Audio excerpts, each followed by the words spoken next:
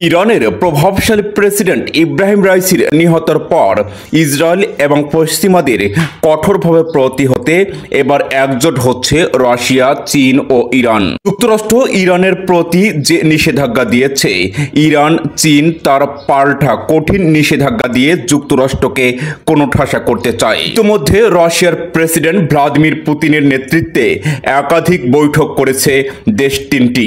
জোট নিয়ে রাশিয়ার প্রেসিডেন্ট ভ্লাদিমির পুতিনের সাথে একাধিকবার বৈঠক করেছে ইরানের অন্তর্বর্তীকালীন নতুন প্রেসিডেন্ট। যুক্তরাষ্ট্র ও ইসরায়েলের বিরুদ্ধে জোট বাঁধতে রাশিয়া, চীন ও ইরান যে একাধিকবার বৈঠক করেছে, তিন দেশের ঊর্ধ্বতন কর্মকর্তারা এ বিষয়টি নিশ্চিত করেছেন। সব বৈঠকে রাশিয়া এবং চীন ইরানকে শক্তভাবে আশ্বাস দিয়ে বলেছে, ইসরায়েল এবং যুক্তরাষ্ট্রকে প্রতিহতে ইরানের সাথে শক্তভাবে কাজ করবে রাশিয়া ও চীন। যুক্তরাষ্ট্র ও ইসরায়েলের ভয়ের কারণ হচ্ছে ওই জায়গায় রাশিয়া, চীন ইরানের সাথে যৌথভাবে যদি ইসরায়েল কিংবা পশ্চিমাদের মোকাবেলা করার মতো ঘোষণা দেয়, সেক্ষেত্রে ওই জোটে যদি উত্তর কোরিয়া যুক্ত হয়, এটিকে মোকাবেলা করা যুক্তরাষ্ট্র কিংবা সম্পূর্ণ পশ্চিমা এবং ইসরায়েলদের জন্য কঠিন হয়ে দাঁড়াবে, সেটিও স্পষ্ট ধারণা পেয়েছে জো বাইডেন। রাশিয়া, চীন যদি ইরানের সাথে কাঁধে কাঁধ মিলিয়ে ইসরায়েলের বিরুদ্ধে রুখে দাঁড়ায়, জায়গাটিতে